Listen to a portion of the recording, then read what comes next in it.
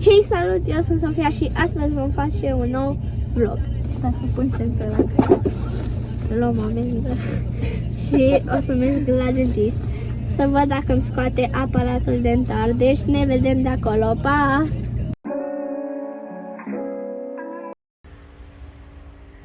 Am ajuns și nu o să mai pot filma dinăuntru, dar filmăm de afară.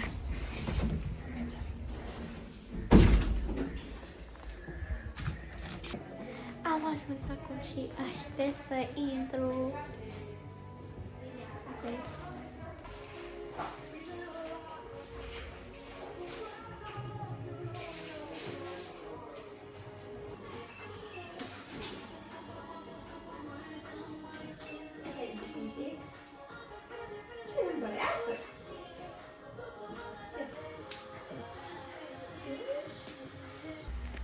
Am plecat acum de la dentist. Deci am ieșit de la dentist și din păcate n-am dat aparatul jos. Dar e mai bine pentru că trebuie să îmi cadă cainul și e mai bine cu aparat.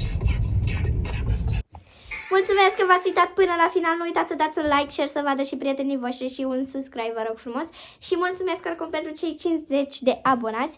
Și uitați aici, o să vedem poza cu 50 de abonați. Și aici o să vă arăt încă o poză cu o fată pe care trebuie să o urmăriți. Deci mulțumesc! Pa!